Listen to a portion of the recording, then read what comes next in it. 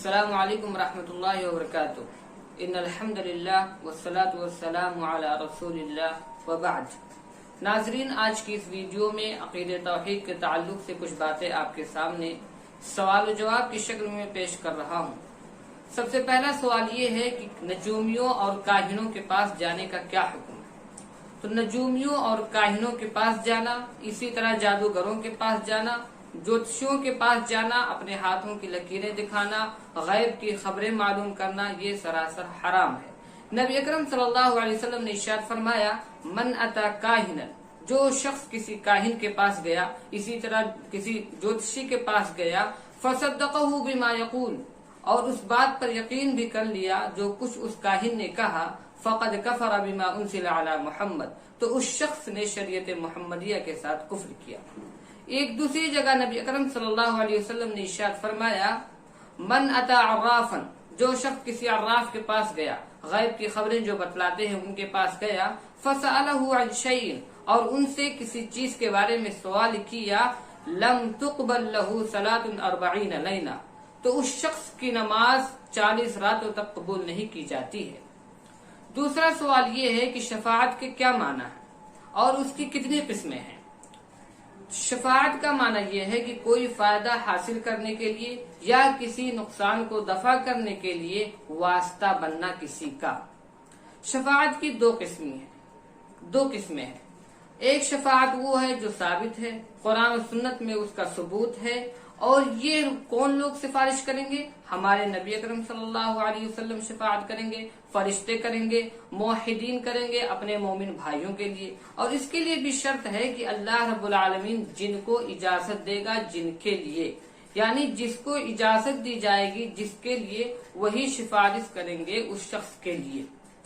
दूसरी किस्म है शफाअत की जो बिल्कुल बातिल है और उसका शरीयत के अंदर कोई सबूत नहीं है।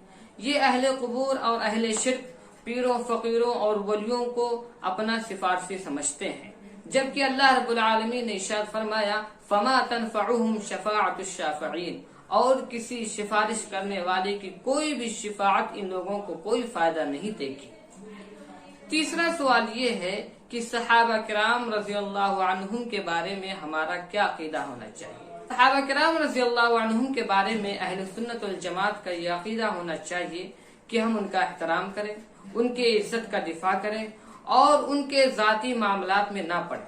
उनके आपसी जो इख्तिलाफात थे, जो आपसी लड़ाइयाँ हुई हैं, उनके बारे में हम अपनी जबान को खामोश रखें। वो अल्लाह रब्बुल आलमीन ज्यादा बेहतर जानता है कि उन लोगों के दरमियान क्या था। नबी अकरम सल्लल्लाहु अलैहि वसल्लम ने इरशाद फरमाया, खैरुल कुरून कर्नी सुम्मा लदीन यलूनहुम सुम्मा लदीन यलूनहुम, कि सबसे बेहतर जमाना मेरा है, फिर उसके बाद का जमाना, फिर उसके बाद का जमाना। यानी सहाबा किराम रज़ियल्लाहु अन्हुम के जमाने को खैरियत का जमाना नबी अकरम सल्लल्लाहु अलैहि वसल्लम ने बतलाया है। खुद अल्लाह रब्बुल आलमीन ने इनकी अदालत की गवाही कुरान मजीद के अंदर दी है। अल्लाह रब्बुल इज्जत ने इरशाद फरमाया, रज़ियल्लाहु अन्हुम व रज़ू अन्हु, यानी अल्लाह रब्बुल आलमीन इनसे राजी हो गया और ये अल्लाह रब्बुल आलमीन से राजी हो गए। नबी अकरम सल्लल्लाहु अलैहि वसल्लम ने इरशाद फरमाया, ला तसुब्बु अस्हाबी, यानी मेरे सहाबे किराम को गालियां न दो। तो हमें सहाबे किराम का एहतराम करना चाहिए। आखिर में अल्लाह रब्बुल इज्जत से दुआ है कि बारे इलाह हमें किताब और सुन्नत पर कायम और दायम रखे। हादा बिल्लाहि तौफीक, वस्सलामु अलैकुम व रहमतुल्लाहि व बरकातुहू। अस्सलामु अलैकुम व रहमतुल्लाहि व बरकातुहू। मैं आप लोगों के सामने अक़ीदे तौहीद के ताल्लुक से कुछ सवाल जवाब पेश करने जा रहा हूँ। इस्लाम के कितने अरकान हैं और ईमान के कितने अरकान हैं। इस्लाम के 5 अरकान हैं। नंबर 1, अशहदु अल्ला इलाहा इल्लल्लाहु व अशहदु अन्न मुहम्मदन अब्दुहु व रसूलुहु। नंबर 2, 5 वक्त की नमाज। नंबर 3, मालदार है तो निसाब के मुताबिक ज़कात साल भर में। नंबर 4, रमजान के रोजे। नंबर 5, ताकत है तो हज करना। ईमान के कितने अरकान हैं? ईमान के 6 अरकान हैं। अल्लाह पर ईमान लाना, उसके फरिश्तों पर, उसकी किताबों पर, उसके रसूलों पर, यौम आखिरत पर और तकदीर पर, भली हो या बुरी। दूसरा सवाल, तौहीद क्या है, उसकी कितनी किस्में हैं। तौहीद अल्लाह रब्बुल आलमीन को उसकी इबादत में, उसकी रुबूबियत में और उसके अस्मा व सिफात में अकेला और ला शरीक समझना, इसको तौहीद कहते हैं। तौहीद की कितनी किस्में हैं? तौहीद की 3 किस्में हैं, तौहीद उलूहियत, तौहीद रुबूबियत, तौहीद अस्मा व सिफात। तीसरा सवाल, वसीला के क्या माना है और इसकी कितनी किस्में हैं? वसीला के माना है जरिया और वास्ता। शरीयत में वसीला कहते हैं नेक कामों के जरिए अल्लाह रब्बुल आलमीन का कुर्ब हासिल करना। वसीला की 2 किस्में हैं। नंबर 1 जायज और मशरूअ वसीला, नंबर 2 नाजायज और हराम वसीला। जायज और मशरूअ वसीला यह है कि अल्लाह के नाम और सिफात के जरिए, अपनी ईमान और अमल के जरिए और जिंदा बुजुर्ग आदमी की दुआ के वसीले से अल्लाह रब्बुल आलमीन का कुर्ब हासिल करें और उसे तलब करें।